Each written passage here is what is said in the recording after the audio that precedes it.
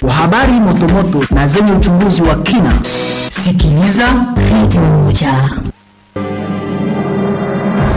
Radio Umoja ni sauti ya mwananchi.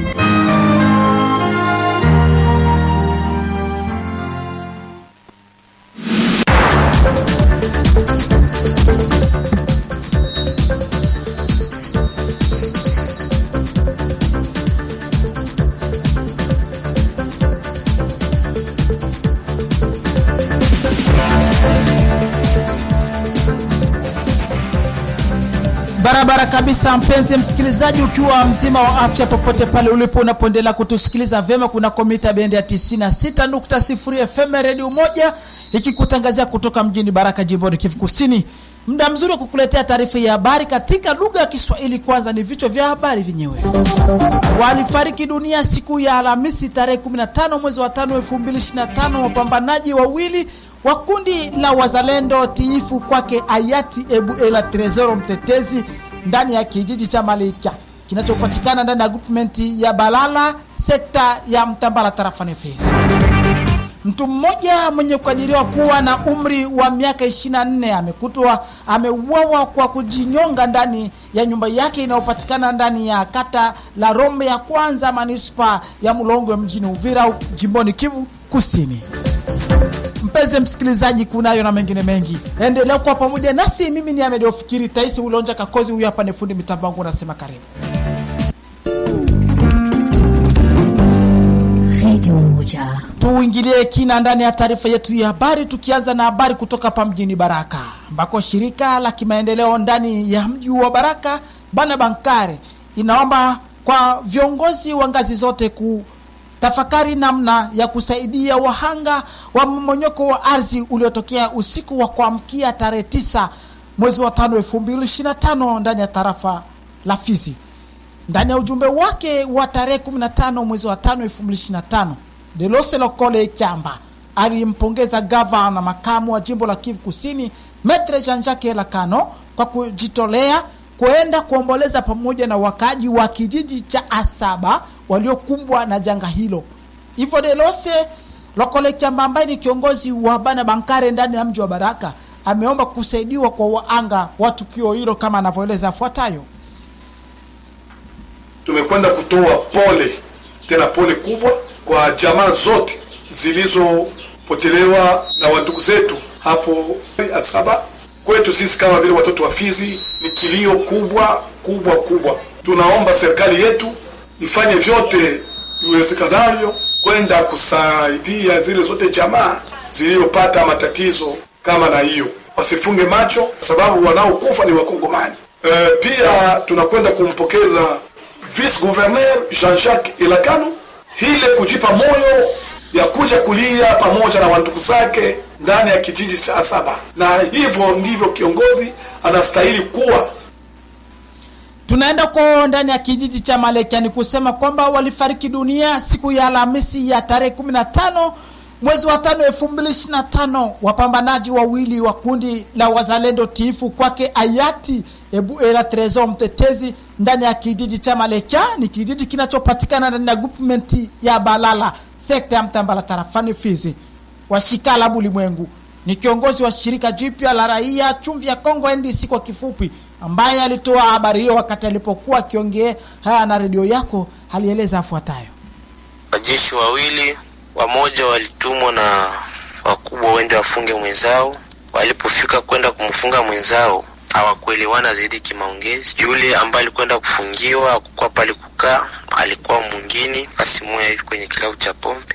Ndipo mwale ambao alikwenda kumfunga kwenda kupenda kuongeongea naye alifika na piga umwa risasi akafika na kufa pale pale. Wale wengine wakafika na mfunga wakamumetrize wakaenda naye mpaka kukaa. Kule kukaa akawarudisha wakaenda naye mpaka pale pale kwenye aliuana. Wakamutana kwa ile damu yenye aliua mwenzake pale, kule mwenzake alifika na kufa pale pale. Wakamutana pale na akafika na kupiga masasi mbele ya raia, hivyo naye alikufa. Hiyo ndio tukio ya kufa wanajeshi wawili. Tunaomba raia wote wazidi kuwa kimya, na kwa sasa usalama umesharejea, hakuna wasiwasi zaidi. Kitita kikubwa cha pesa na vitu vingi vya samani vyaripotiwa kuporwa na watu wasiojulikana ndani ya nyumba moja kwenye kata la Ebonjoa. Hapa tuko ndani ya manispa ya Baraka Kati, ni mjini Baraka. Tukio hilo liliendeshwa usiku wa kuamkia Alhamisi ya tarehe 15 mwezi wa 5 2025. Huyu hapa ni muhanga wa tukio hilo ambaye alikuwa na ushuhuda tosha, aliueleza wakati alipokuwa mbele ya mikrofoni ya mwenzangu Lebo Esau Heremani. Ndiyo, mimi nimeibiwa simu mbili, moja Android Technospark na moja Itel ya Matushe, na nimeibiwa pesa 250 ya Kongomani pamoja na 360 ya dola ya Kimarekani. Sisi tulikuwa tumelala mida ya saa 7 za usiku, ndio mke wangu ameamuka, ikabidi aende kuchoo, aende akojoo mpo, tulikuwa na po mkuchumba yetu. Sasa alikuta ile po kuchumba haiko iko, akatoka pale kuchumba akaingia kusalo, akuta ile pongo pale kusalo pamoja na mavazi yangu yote ilikuwa kuchumba iko kusalo. Kisha akasikia woga, akasema kama explique hii mavazi inakuwa huku kuchumba. Kisha akakia kunilamusha, akanyambiwa mavazi yako yote ya kuchumba ishakuwa huku kusalo na vitu vimoja vya chumbani vishakuwa huku saloni.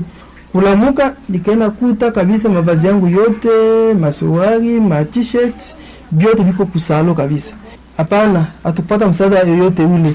Ila wajirani wakati walisikia tuko tunalalamika kwamba tunaibiwa ndio wakalamuka hizo masaa 8 za usiku, saa 9 za usiku wakatupatia pole pale. Mimi najua kwamba serikali ina wajibu wa kufanya kwa kulinda raia na mali yake yote, na iendelee tu kulinda raia na mali yake yote. Radio Umoja. Tujelekeze huko Uvira ambako walimu wa jimbo la elimu la Kivu Kusini ya pili hawakutimiza tena mpango wao ambao walikuwa nao wa kukaa mbele ya ofisi ya kimaendeleo Karitasi ambao ungefanyika tarehe 14 mwezi wa 5 2025. Na hiyo ni kutokana na tangazo iliyotolewa na umoja wa kutetea haki za walimu. Jean-Pierre Irenge ni msemaji wa umoja wa kutetea haki za walimu ndani ya jimbo la elimu la Kivu ya Kusini ya pili, anaeleza yafuatayo. Il était prévu consécutivement sambamba kabisa na tangazo letu la tarehe 10 mwezi wa 5 tungefanya hatua ya kukaa mbele ya Karitasi Uvira. Kwa sasa ni kwetu kuambia watu wote kitaifa na kijamii kama Karitasi inakuja imeanza kulipa leo siku ya 3 miezi miwili kuliko mitatu iliyokwisha kupita.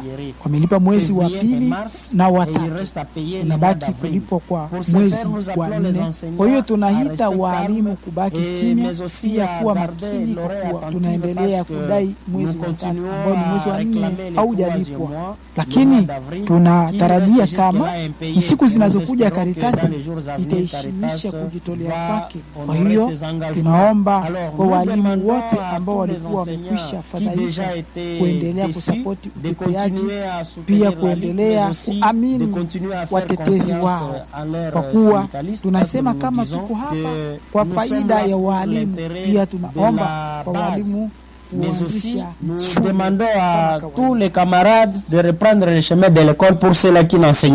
Sikukuu ya kumbukumbu ya mauaji